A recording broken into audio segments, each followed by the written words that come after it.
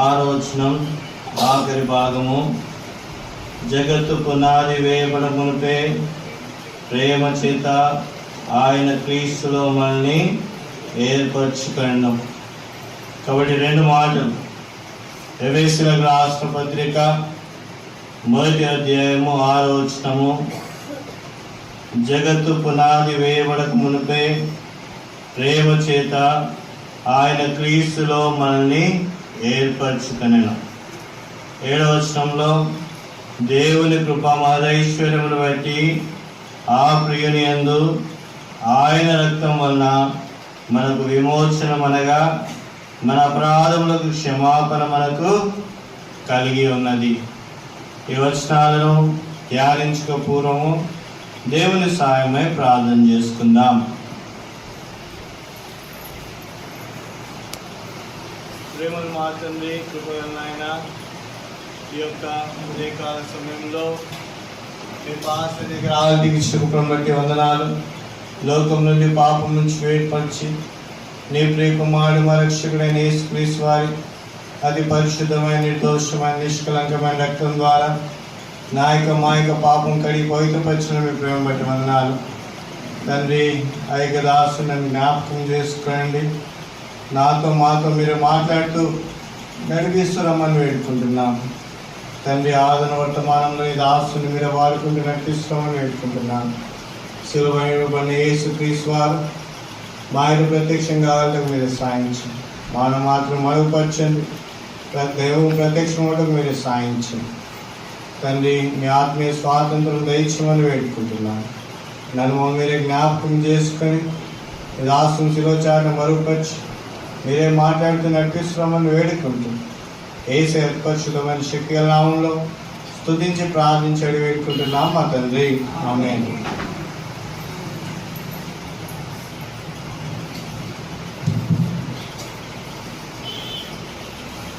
ఎఫెసీయులకు రాసిన పత్రిక 1వ అధ్యాయము 6-7 వచనాలు. ఇక్కడ జగత్తు పునాది వేయబడ మునిపే ప్రేమ చేత ఆయన క్రీస్తులో మనల్ని ఏర్పరచుకున్నాడు. 7వ వచనము, దేవుని కృప మహదైశ్వర్యమును బట్టి ఆ ప్రియుని యందు ఆయన రక్తం వలన మనకు విమోచనం అనగా మన అపరాధములకు పాప క్షమాపణ మనకు కలిగి ఉన్నది. కాబట్టి ఇక్కడ దేవుడు ఎలా ఏర్పరచుకున్నాడు? ప్రేమ చేత ఆయన క్రీస్తులో మనల్ని ఏర్పరచుకున్నాడు. మనం ఏర్పాటు కావడానికి మెయిన్ రీజన్ ఏంటిదంటే, మనం ఏర్పరచబడడానికి మెయిన్ రీజన్ ఏంటిదంటే, ప్రేమ చేత ఆయన క్రీస్తులో మనల్ని ఏర్పరచుకున్నాడు. తర్వాత ఆయన రక్తం వలన మనకు విమోచనం అనగా మన అపరాధములకు క్షమాపణ మనకు కలిగి ఉన్నది. కాబట్టి ఆయన రక్తం వల్లనే మనకేం దొరికిందంట? క్షమాపణ దొరికింది. ఆయన శిలువ క్రయధనమును బట్టి మనకేం దొరికిందంట? విమోచన దొరికింది. ఆయన రక్తం వల్ల మనకు విమోచన, మనం చేసిన అపరాధాలన్నిటికీ క్షమాపణ దొరికింది. యోహాను రాసిన పత్రిక, యోహాను రాసిన సువార్త 3వ అధ్యాయము 16వ వచనం. John gospel chapter 3 verse 16. 3వ అధ్యాయము 16వ వచనం.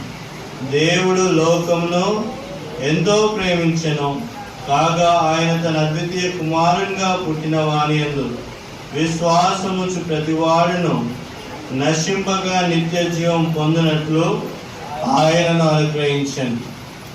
కాబట్టి దేవుడు లోకమును ఎంతో ప్రేమించినాడు. దేవుడు ఈ లోకాన్ని ఎంతో ప్రేమించినాడు. ఈ లోకంలో ఏముంది? ఎన్నో విషయాలు ఉండొచ్చు. అయితే ఈ లోకంలో ఎవరున్నారు? మనుష్యులు ఉన్నారు. ఆ మనుష్యులను దేవుడు ప్రేమించినాడు. ఎంతగా ప్రేమించినాడు, ఎంతో ప్రేమించినాడని రాయబడింది. కాబట్టి దేవుడు లోకమును ఎంతో ప్రేమించినాడు. మొదటి యోహాను రాసిన పత్రిక 5వ అధ్యాయము 18వ వచనం. 1 John chapter 5 verse 18 and 19. మొదటి యోహాను రాసిన పత్రిక 5వ అధ్యాయము 18, 19 వచనాలు. దేవుని మూలంగా పుట్టి ఉన్న వాడెవడనో పాపము చేయడని ఎరుగుదుము. దేవుని మూలంగా పుట్టినవాడు తను బద్ధం చేసుకొని గనుక దుష్టుడు వారిని ముట్టడు. మనము దేవుని సంబంధులమనియు లోకమంతయు దుష్టుని యందున్నదనియు ఎరుగుదుము. కాబట్టి లోకమంతా ఎక్కడుందంట? దుష్టుని యందు ఉన్నది అని ఎరుగుదుము. కాబట్టి లోకము దుష్టుని అందుంది. కింద రాయబడింది దుష్టుని యందు పడి ఉన్నది అని రాయబడింది. కాబట్టి లోకము అంటే ఈ లోకంలో ఉన్నవారు, అంటే ఈ లోకస్తులు ఎక్కడ ఉన్నారంట? దుష్టుని యందు పడి ఉన్నారు, దుష్టుని యందు బానిసలైపోయినారు. కాబట్టి ఆ దుష్టుని యొక్క చెరలో ఉన్నవారు ఈ లోకం. కాబట్టి చెరలో ఉన్న వారిని, బానిసల్ని ఎవరు కూడా విమోచించరు, ఎవరు కూడా ప్రేమించరు.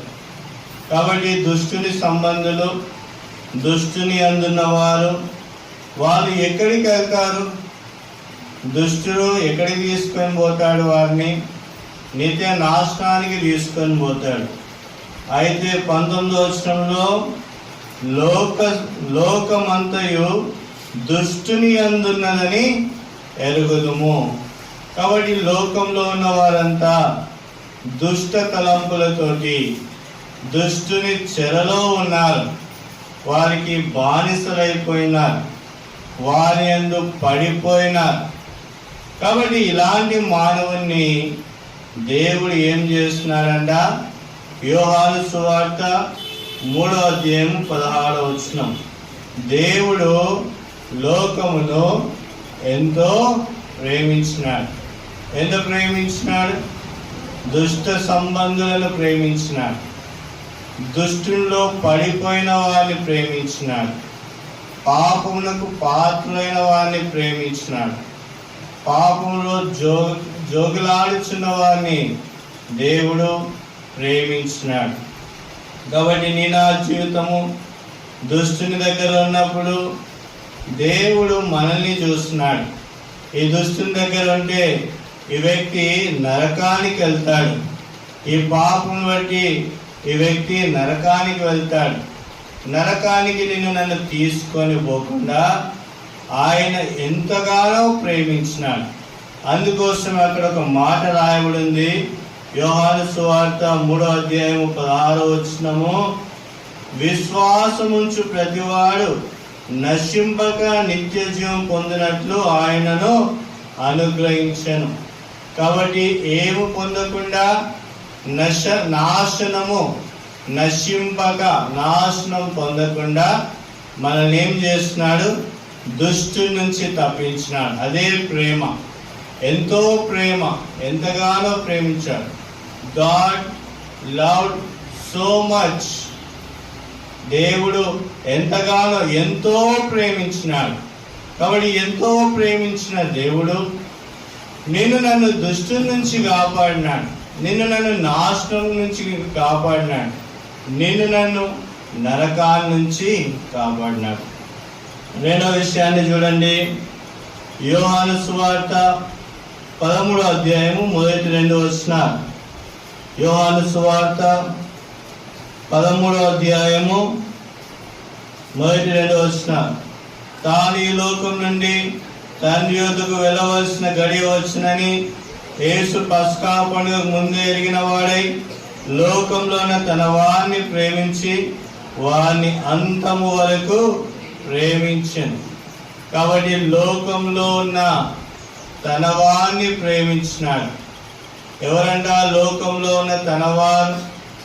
ఎఫెసీయులకు రాసిన పత్రిక 1వ అధ్యాయము 6వ వచనము ఆఖరి భాగం. జగత్తు పునాది వేయబడ మునిపే దేవుడు మనల్ని ఏర్పరచుకున్నాడు. జగత్తు పునాది వేయబడక మునిపే ప్రేమ చేత ఆయన క్రీస్తులో మనల్ని ఏర్పరచుకున్నాడు. కాబట్టి ప్రేమ చేత ఆయన మనల్ని ఏర్పరచుకున్నాడు. ఎప్పుడు ఏర్పరచుకున్నాడు? జగత్తు పునాది వేయబడక మునిపే. 2వ వచనంలో రాయబడి ఉంది కదా, ఏమని రాయబడి ఉంది? లోకంలో ఉన్న తన వారిని ప్రేమించి వారిని అంతం వరకు ప్రేమించను. ఎప్పటి వరకు ప్రేమించినాడంట? అంతం వరకు ప్రేమించినాడు. లోకంలో ఉన్న తన వారిని అంటే ఏంటిది? లోకంలో ఉన్న నిర్ణయింపబడిన వారిని, లోకంలో ఉన్న జగత్తు పునాది వేయబడక మునిపే ఏర్పరచుకున్న వారిని ఎప్పటి వరకు ప్రేమించినాడంట? అంతము వరకు ప్రేమించినాడు. You are sitting here. ఇక్కడ నువ్వు కూర్చున్నావు. ఈ లోకానికి నువ్వు ఎన్ని సంవత్సరాల క్రితం తెలుసు? మహా అయితే 20 సంవత్సరాలు, లేదంటే 40 సంవత్సరాలు, లేదంటే 60 సంవత్సరాలు, లేదంటే 80 సంవత్సరాలు నువ్వు ఈ లోకానికి తెలుసు. అయితే ఇక్కడ ఆయన రాస్తున్న మాట ఏంటిది? తన వారిని ప్రేమించినాడంట. ఎవరు తన వారైనాడు? ఎప్పుడు తన వారైనాడు? జగత్తు పునాది వేయబడక మునిపే ప్రేమ చేత మనల్ని క్రీస్తులో ఏర్పరచుకున్నాడు. అంటే ఎప్పుడు మనం తన వారమైనాము? జగత్తుకు పునాది వేయబడక మునిపే మనము ఆయన వారము అయినాం. నాట్ టుడే, ఈ దినం కాదు. నువ్వు దేవునికి సమీపస్తునిగా కావడం ఎప్పుడైనా అంట? నువ్వు దేవునికి సమీపస్తునివి జగత్తు పునాది వేయబడ మునిపే నువ్వు దేవునికి ఏమైనావంట? సమీపస్తునిగా అయినావు. కాబట్టి దేవుడు నిన్ను ఎప్పటి వరకు ప్రేమించినాడంట? అంతము వరకు ప్రేమించనని రాయబడింది. కింద రాయబడింది, దేవుడు సంపూర్ణంగా ప్రేమించినాడు. ఎలా ప్రేమించినాడంట? మనల్ని సంపూర్ణముగా చివరి వరకు ప్రేమించినాడు. అంటే నువ్వు పుట్టినది మొదలుకొని నువ్వు జన్మించిన తర్వాత, దేవుని తృణీకరించిన తర్వాత, దేవునికి దూరస్తురాలైన తర్వాత, దేవుని తృణీకరించిన తర్వాత అయినను దేవుడు నిన్ను ఏం చేస్తున్నాడు? ప్రేమించినాడు. నువ్వు ఆయన మార్గం నుంచి వెళ్ళిపోయినప్పుడు దేవుడు నిన్ను ప్రేమించినాడు. నువ్వు ఆయనకు దూరస్తులుగా ఉన్నప్పుడు దేవుడు ఆయనను ప్రేమించినాడు. నువ్వు దుష్టునిలో ఉన్నప్పుడు దేవుడు నిన్ను ప్రేమించినాడు.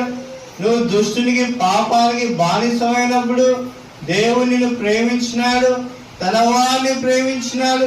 ఎప్పుడు ప్రేమించినాడు? జగత్తు పునాది వేయబడక మునిపే నిన్ను ప్రేమించినాడు.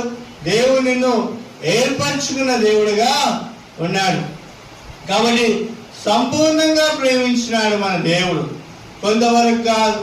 కొన్నిసార్లు తల్లిదండ్రుల ప్రేమలో కూడా సంపూర్ణత కనబడదు. మా నాయన నన్ను సరిగా ప్రేమించడం అనుకుంటాం, మా అమ్మ నన్ను సరిగా ప్రేమించదనుకుంటాం. అయితే దేవుడు ఎలా ప్రేమించినాడంట? అంతవరకు ప్రేమించినాడు. దేవుడు ఎలా ప్రేమించినాడంట? సంపూర్ణంగా దేవుడు మనల్ని ఏం చేస్తున్నాడు? ప్రేమించినాడు. 2 ప్రేమలు. మొదటి ప్రేమ ఏంటంట? దేవుడు లోకమును ఎంతో ప్రేమించినాడు. ఎంతగా ప్రేమించినాడు?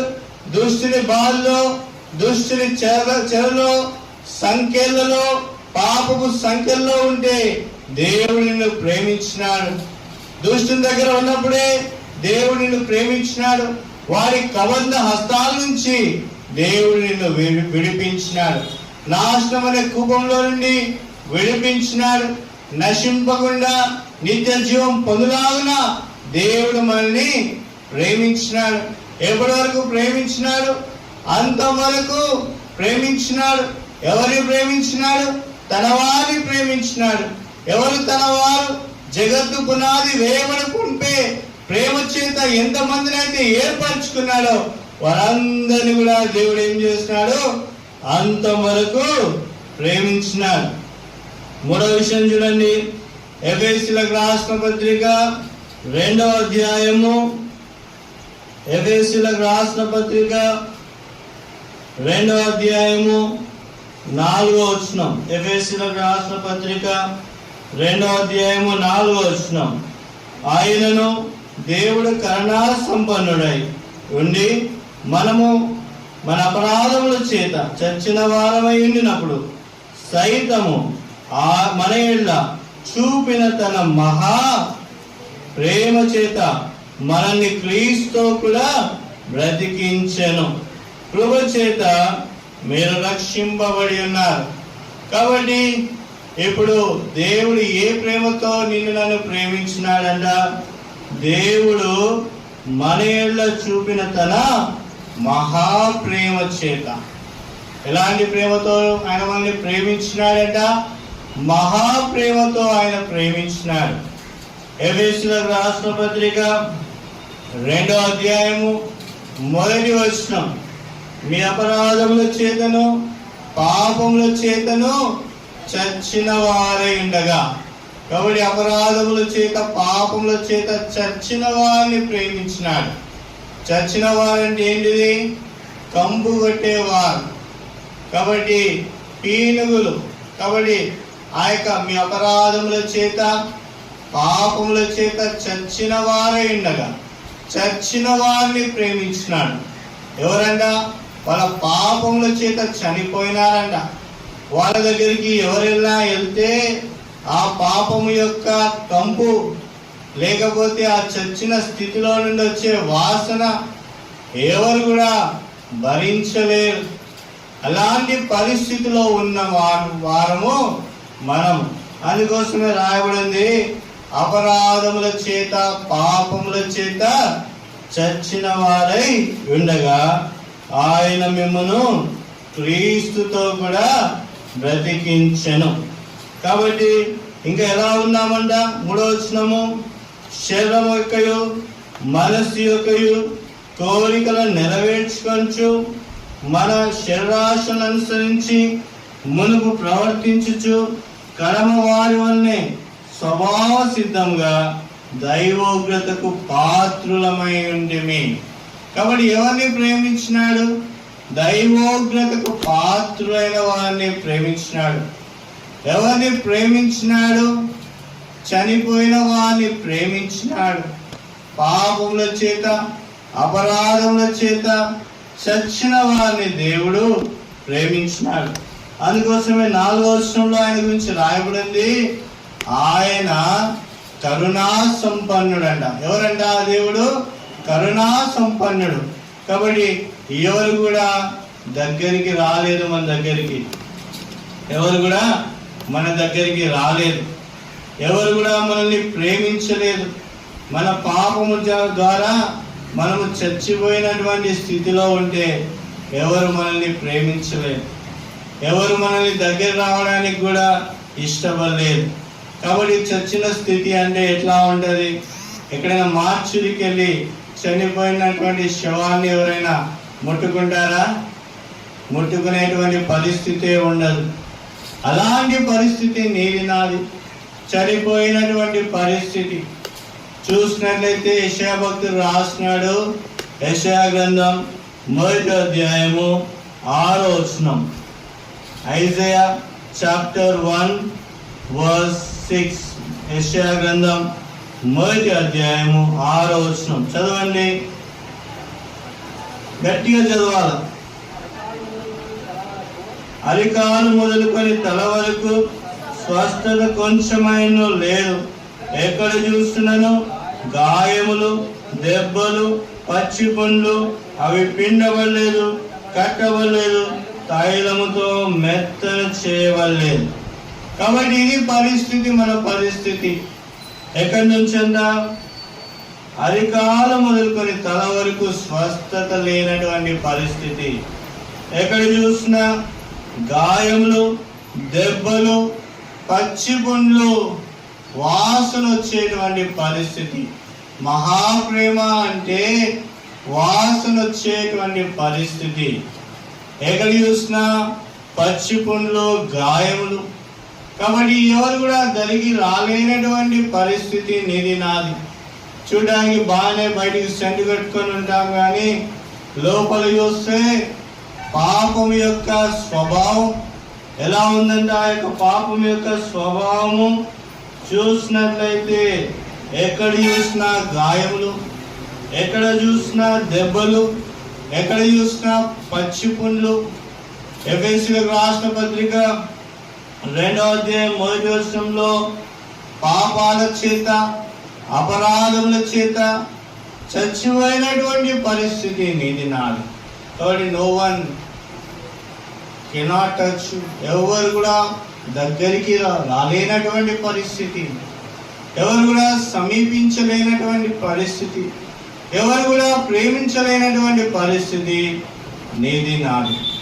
అయితే దేవుడు నిన్ను ఏర్పరచుకున్న ఏర్పాటును బట్టి నీ పరిస్థితి ఎలా ఉన్నా కానీ, నీ పాపమును బట్టి నీలో వాసన వచ్చినా, నీ పాపమును బట్టి నువ్వు చచ్చిపోయిన స్థితిలో ఉన్నా, ప్రభు నీ దగ్గరికి వచ్చినాడు. ప్రభు నీ పాపం విషయమై నీ పాపమును తన మీద మోసుకున్నాడు. తన మీద మోసుకొని ఆ కలువరి శిలువకి ప్రభు వెళ్ళినాడు. వెళ్ళి నువ్వు చనిపోవాల్సినటువంటి నీ మరణాన్ని ఆయన తీసుకున్నాడు. ఆయన తీసుకొని ఆయన కలువరి శిలువలో తన ప్రాణాన్ని పెట్టినాడు. తన రక్తమంతయు కార్చినాడు. తనకున్న సమస్తాన్ని నీ కొరకు పెట్టినాడు. నిన్ను శుద్ధిగా చేయడానికి ప్రభు ముఖం మీద దెబ్బలు, పిడుగుద్దులు గుర్తించుకున్నాడు. నీకు స్వస్థత తీసుకురావడానికి ప్రభు గాయం పొందినాడు. ప్రభు ఎంతగానో ఆ యొక్క కలువరి శిలువ వేదనను ఆయన భరించిన వాడుగా ఉన్నాడు. కాబట్టి మూడవది, ప్రభు మనల్ని ఎలా ప్రేమించినాడంట? మహాప్రేమతో ప్రేమించినాడు. 3 ప్రేమలు చెప్తారా? ఎవరైనా ఒకరు చెప్తారా? మొదటి ప్రేమ ఏంటిదంట? ఎంతో ప్రేమించినాడు. ఎంత ప్రేమించినాడు? దుష్టుని ఉరిలో ఉన్న మనల్ని, దుష్టుని దగ్గర ఉన్న మనల్ని, పాపములో ఉన్న మనల్ని, నాశనం దగ్గర ఉన్న మనల్ని, నాశ కూపంలో పడిపోచున్న మనల్ని దేవుడు ఎంతగానో ప్రేమించినాడు. నశించిపోకుండా, నరకానికి పోకుండా, ఆ నరకపు వేదంలో నుండి, నరకపు బాధల్లో నుండి ప్రభు మనల్ని ప్రేమించినాడు, మనల్ని విమోచించినాడు. ఆ నరకపు బాధ నుంచి ప్రభు మనల్ని ఏం చేసినాడు? బయటికి తీసుకొని వచ్చినాడు. ఎంతో ప్రేమించినాడు. రెండవది, దేవుడు ఎక్కడి వరకు ప్రేమించినాడంట? దేవుడు మనల్ని అంతం వరకు ప్రేమించినాడు. లోకంలో ఉన్న తన వారిని అంతం వరకు ప్రేమించినాడు. ఎవరంట తన వారు? జగత్తు పునాది వేయబడక మునిపే ఏర్పరచుకున్న వారు తన వారు. కాబట్టి నీవు నేను ఎప్పుడు ఏర్పరచబడినాం ఈ లోకంలో? మా అంటే 40 సంవత్సరాలకి లోకంలో ఏర్పరచబడినాం. మా అంటే 50 సంవత్సరాలు 80 సంవత్సరాల క్రితం ఈ లోకంలోకి వచ్చినాం. అయితే దేవుడు మనల్ని ఎప్పుడు ఏర్పరచుకున్నాడంట? జగత్తు పునాది వేయబడక మునిపే ప్రభు నిన్ను నన్ను ఏర్పరచుకున్నాడు. ఏర్పరచుకొని మనల్ని ప్రేమించినాడు. ఎప్పటి వరకు ప్రేమించినాడు? దేవుడు మనల్ని అంతం వరకు ప్రేమించినాడు. ఎలా ప్రేమించినాడు? సంపూర్ణంగా ప్రేమించినాడు. ఎవరు కూడా ఈ లోకంలో సంపూర్ణంగా ప్రేమించలేటువంటి పరిస్థితి. అయితే ఈ ప్రభు అయిన యేసుక్రీస్తు వారు మనల్ని సంపూర్ణంగా అంతం వరకు ప్రేమించినాడు. మూడవ ప్రేమ ఏంటిదంట? ఈ ప్రేమ మహాప్రేమ. ఎలాంటి వారిని ప్రేమించినాడంట? గాయములు, పచ్చి పుండ్లు, దెబ్బలు, ఎక్కడ చూసినా వాసన, పాపముల చేత, అపరాధముల చేత చచ్చిన వారు, వీళ్ళు ఎవరు ప్రేమించలేదు. ఎవరు కూడా దరిగి తీసుకొని రాలేదు. అందరూ త్రోసి వేసినారు. అందరూ దూరం పొమ్మన్నారు. అలాంటి వారిని దేవుడు మహాప్రేమ చేత ఆయన మనల్ని ఏర్పరచుకున్నాడు. మహాప్రేమ చేత ఆయన మనల్ని ప్రేమించినాడు. నాలుగో విషయం చూడండి. ఎఫెసీయులకు రాసిన పత్రిక 3వ అధ్యాయము 15వ వచనం. ఎఫెసీయులకు రాసిన పత్రిక 3వ అధ్యాయము 15 నుంచి 18 వచనాల వరకు. ఎఫెసీ 3:15 నుంచి 18. మీరు అంతరంగ పురుషునియందు శక్తి కలిగి ఆయన ఆత్మ వలన బలపరచబడినట్లుగాను, క్రీస్తు మీ హృదయంలో విశ్వాసం ద్వారా నివసించినట్లుగాను, తన మహిమైశ్వర్యము చొప్పున మీకు దయచేయవలనని మీరు దేవుని సంపూర్ణత యందు పూర్ణులగునట్లుగా ప్రేమ యందు వేరుపారి స్థిరపడి సమస్త పరిశుద్ధులతో కూడా దాని వెడల్పు, పొడుగు, లోతు, ఎత్తు ఎంతో గ్రహించుకొండకు జ్ఞానము మించిన క్రీస్తు ప్రేమను తెలుసుకొండకు తగిన శక్తి గల వారు కావాలని ప్రార్థించున్నాను. కాబట్టి 4వ ప్రేమ ఏంటిదంటే జ్ఞానమునకు మించిన క్రీస్తు ప్రేమ. కాబట్టి మన జ్ఞానానికి అందనటువంటి క్రీస్తు ప్రేమ. ఎంత ప్రేమించినాడు, ఎంత పొడుగు, ఎంతగా ప్రేమించినాడు దేవుడు నిన్నను తెలియదు. ఎంత వెడల్పు, ఆయన ప్రేమ ఎంత వెడల్పు ఉంది తెలియదు. ఎంత లోతు, ఆ లోతు తెలియదు. కాబట్టి నిన్ను నన్ను ప్రేమించడము జ్ఞానమునకు మించింది. నిన్ను నన్ను ప్రేమించడం అది మన యొక్క గమనానికి కానీ మనస్సుకు కానీ అర్థం కాదు. జ్ఞానమునకు మించిన క్రీస్తు ప్రేమ. How it is possible? నన్ను ప్రేమించడం ఏంది? నాలో ఏ మంచితనం ఉన్నదని ప్రేమించినాడు. నేను ఏ మంచి పని చేసినాడని ప్రేమించినాడు. లోకంలో పాపం చేసినానే, నా యొక్క తలంపుల ద్వారా పాపం చేసినానే, నా హృదయంలో పాపం చేసినానే, నా చేతులతో పాపం చేసినానే, నా కాళ్ళతో పాపం చేసినానే, నేను దుష్టుని సంబంధిని, నేను నరకానికి పాత్రుణ్ణి. నా జీవితంలో ఏ మంచితనం కూడా లేదు. ఆయనను దేవుడు నన్ను ఎందుకు ప్రేమించినాడు? ఆయనను దేవుడు నన్ను జగత్తు పునాది వేయబడ మునిపే నన్ను ఎలా ఏర్పరచుకున్నాడు? ఆయనను ఇంత నీచుడైన దౌర్భాగ్యుడైన నన్ను దేవుడు ఎలా కనికరించినాడు? ఇంత దౌర్భాగ్యుడైన నా కొరకు ఆ కలవలసిలోని ఎలా ఎక్కినాడు? అది నా జ్ఞానమునకు మించిన క్రీస్తు ప్రేమ. నేనేంటి, నా కొరకేంది, సజీవుడు పరిశుద్ధుడు పరలోకం నుండి భూలోకానికి రావడం ఏంటి, నీచుడైన దౌర్భాగ్యుడైన నన్ను రక్షించడానికి ప్రభు అయిన యేసుక్రీస్తు శిలోమ్రాని మీదకి ఎక్కడం ఏంది, నా కొరకు సమాధి చేయబడడం ఏంది, నా కొరకు రక్తాన్ని కార్చడం ఏంది, నా కొరకు చనిపోయి సమాధి 3 దినాలు తిరిగి లేవడం ఏంది, ఇదంతా కూడా జ్ఞానమునకు మించిన క్రీస్తు ప్రేమ. ఇది నాకు అర్థము కావట్లేదు. కాబట్టి ఎన్ని మాటలు చెప్పినా ప్రభు నన్ను ఎలా ప్రేమించినాడు, నన్ను ఎంతగా ప్రేమించినాడు, నా కొరకు ఎన్ని పాటలు పడినాడు, అది నా జ్ఞానానికి మించింది. అందుకోసం ఇక్కడ రాయబడి ఉంది, మీరు దేవుని సంపూర్ణత యందు పూర్ణులగినట్లుగా ప్రేమ యందు వేరుపారి స్థిరపడి సమస్త పరిశుద్ధులతో కూడా దాని వెడల్పు, పొడుగు, లోతు, ఎత్తు ఎంతో గ్రహించుకునేటకు. ఎంత పొడుగు, ఎంత లోతు, ఎంత ఎత్తు, ఎంత వెడల్పు, ఎంత విశాలంగా ప్రేమించినాడు. ఇవన్నీ కూడా గ్రహించుకోవాలి అంటే అది నా జ్ఞానమునకు మించిన క్రీస్తు ప్రేమ. కాబట్టి 4 ప్రేమలు. మొదటి ప్రేమ ఎంతో ప్రేమించినాడు. కాబట్టి నీచులైన మనల్ని, నాశనానికి పోతున్న మనల్ని ఎంతో ప్రేమించినాడు. దుష్టుని బంధిలో ఉన్న మనల్ని ఎంతో ప్రేమించినాడు. రెండవది అంతం వరకు ప్రేమించినాడు. ఎప్పుడు ఏర్పరచుకున్నాడు? జగత్తు పునాది వేయబడ మునిపే ఏర్పరచుకొని చివరి వరకు, చనిపోయే వరకు, అంతం వరకు సంపూర్ణంగా ప్రేమించినాడు. మూడవ విషయాన్ని చూస్తే మహాప్రేమతో ప్రేమించినాడు. దౌర్భాగ్యాన్ని చూస్తే ఎక్కడ కూడా మంచితనం లేదు, స్వస్థత లేదు, పచ్చి పుండ్లు, గాయములు, వాసన, చచ్చిపోయినటువంటి పరిస్థితి, నా పాపం బట్టి చచ్చిన స్థితి. అయితే ఆయనను మహాప్రేమతో ఆయనను ప్రేమించినాడు. నాలుగవది, ఆయనను ఎలా ప్రేమించినాడు, ఎంత ప్రేమించినాడో ఒకసారి నేను జ్ఞాపకం చేసుకోవాలంటే అది నా జ్ఞానానికి మించిన ప్రేమ. ఎలాంటి ప్రేమ అంటే దేవుని ప్రేమ జ్ఞానమునకు మించిన ప్రేమ. చివరి ప్రేమ చూడండి, ఇర్మియా గ్రంథం 31వ అధ్యాయము 3వ వచనం. ఇర్మియా గ్రంథం 31వ అధ్యాయము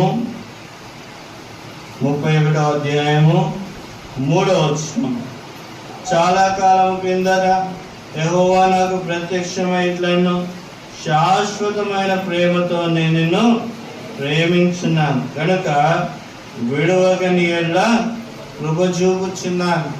కాబట్టి 5వ ప్రేమ, దేవుడు మనల్ని శాశ్వత ప్రేమతో ప్రేమిస్తున్నాడు. ప్రకటన గ్రంథం 1వ అధ్యాయము 6వ వచనం. ప్రకటన గ్రంథం 1వ అధ్యాయము 6వ వచనం. మనల్ని ప్రేమించుచు తన రక్తం వలన మన పాపం నుండి మనల్ని విడిపించిన వానికి మహిమయు ప్రభావమును యుగ యుగములు కలుగును గాక, ఆమేన్. కాబట్టి ఇక్కడ రాయబడింది, మనలను ప్రేమించుచు తన రక్తం వల్ల మన పాపముల నుండి మనల్ని విడిపించిన వానికి. కాబట్టి మన పాపం నుండి మనల్ని కడిగిన వానికి ఏం చెందాలంట? మహిమయు ప్రభావము యుగ యుగములు చెందునుగాక. కాబట్టి దేవుడు మన పాపములు కడిగినాడు, మన పాపములు విమోచించినాడు. ఆయన మనల్ని శాశ్వతమైనటువంటి ప్రేమతో మనల్ని ప్రేమించున్నాడు. కాబట్టి ఆయన మనల్ని విడువక మన ఎలా నిత్యము కృప చూపుతున్నాడు. దేవుడు నీ నా పక్షాన ఎందుకు కృప చూపెడుతున్నాడంటే, దేవుడు నీ నా పక్షాన ఆయన దయను, ఆయన కరుణను ఎందుకు చూపెడుతున్నాడంటే, దేవుడు మనల్ని శాశ్వతమైనటువంటి ప్రేమతో ప్రేమించినాడు. కాబట్టి 5 ప్రేమలు చాలా శ్రేష్టమైనటువంటి ప్రేమ. నీ నా జీవితంలో ఆయన ఎంతో ప్రేమించినాడు, ఆయన అంతం వరకు ప్రేమించినాడు, ఆయన మహాప్రేమతో ప్రేమించినాడు. ఆయన ఇంకెలా ప్రేమించినాడంటే, జ్ఞానమునకు మించి, నీ నా జ్ఞానముకు అర్థము కానట్టుగా, అర్థము కాలేని విధంగా జ్ఞానముకు మించిన క్రీస్తు ప్రేమ మన ఇలా బయలుపరిచినాడు. ఎప్పటి వరకు బయలుపరిచినాడు? ఎప్పటి వరకు బయలుపరుస్తున్నాడు? ఆయన శాశ్వతమైన ప్రేమతో నిన్నను ప్రేమిస్తున్నాడు. కాబట్టి మనల్ని వదిలిపెట్టట్లేదు. మనం దూరస్థులమైనటువంటి వారం, దేవునికి దూరమైపోయినటువంటి వారం, మనల్ని ఆయన ఏం చేయట్లేదంట? విడిచిపెట్టట్లేదు. మనం దేవుని నుంచి దూరం కాకుండా ఆయన మనల్ని ఏం చేస్తున్నాడు? ఎల్లప్పుడూ తన కృపను మన మీద చూపెడుతున్నాడు. కాబట్టి నీ నా జీవితంలో ఈ దినాన్ని ఇక్కడ కూర్చున్నామంటే ప్రభు కృప మనకు ఎల్లప్పుడూ తోడుగా ఉంది. అందుకోసమే రాయబడింది గలతీయులకు రాసిన పత్రిక 2వ అధ్యాయము 20వ వచనం. గలతీయులకు రాసిన పత్రిక 2వ అధ్యాయము, గలతీయులకు రాసిన పత్రిక 2వ అధ్యాయము 20వ వచనం. నేను క్రీస్తు కూడా సిలువ వేయబడి ఉన్నాను, ఇక జీవించువాడును నేను గాను, క్రీస్తే నా యందు జీవించున్నాను. నేను ఇప్పుడు శరీరమందు జీవించిన జీవితము నన్ను ప్రేమించి నా కొరకు తను తాను అప్పగించుకున్న దేవుని కుమారుని అందరి విశ్వాసం వలన జీవించున్నాను. కాబట్టి నేను ఇప్పుడు జీవిస్తున్నానంటే నా జీవితము ప్రభు ఇచ్చింది. ఇప్పుడు నేను ఎవరి కోసం జీవిస్తున్నాను?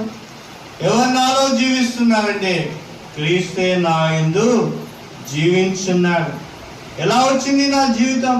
నన్ను ప్రేమించి నా కొరకు తను తాను అప్పగించుకున్న దేవుని కుమారుడైన క్రీస్తు యేసునందరి విశ్వాసం వలన నాకు ఈ జీవితము అనుగ్రహించబడింది.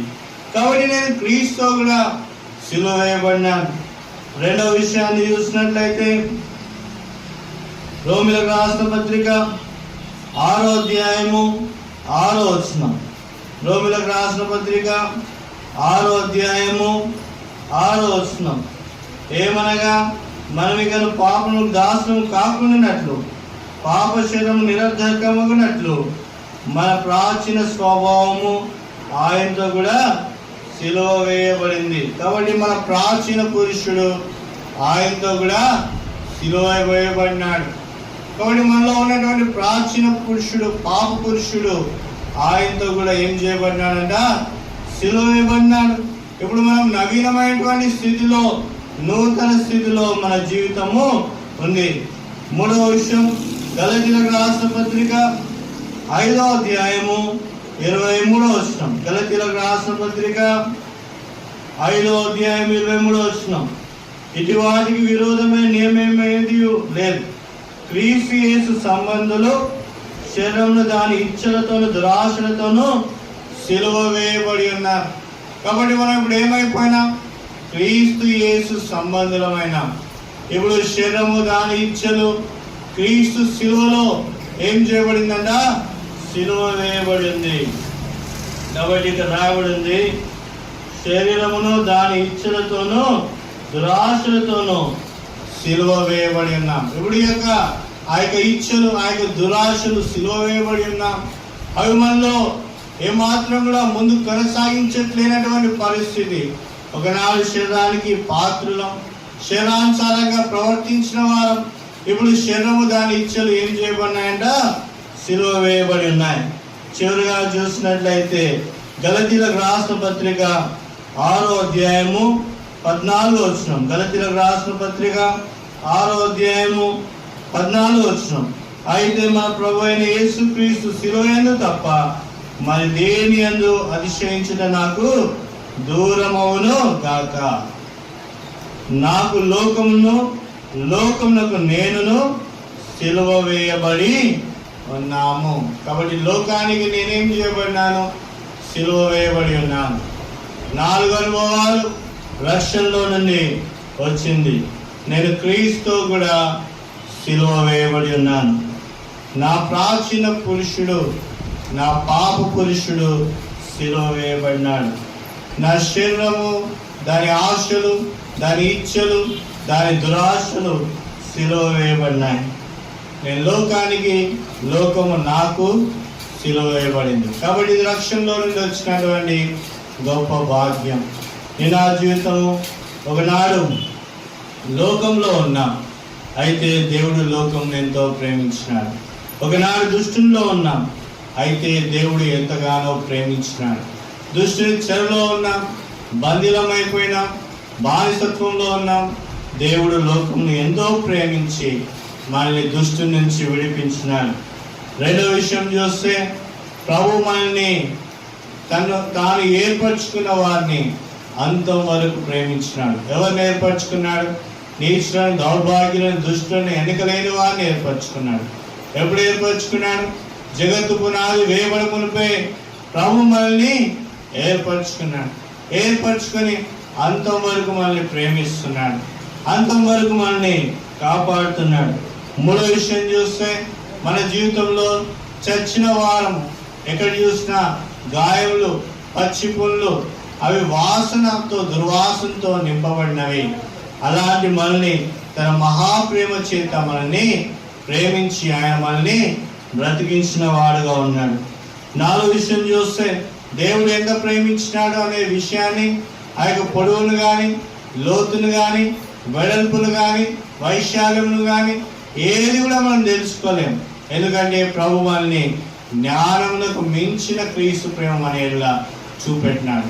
అది మన జ్ఞానానికి అది అందుబట్టదు, అంతగా ప్రేమించినాడు దేవుడు మనల్ని. చివరిగా చూస్తే ఆయన మనల్ని శాశ్వతమైన ప్రేమతో మనల్ని ప్రేమిస్తున్నాడు. కాబట్టి నీ నా జీవితంలో ఎల్లప్పుడూ ఆయన కృప చూపెడుతున్నాడు.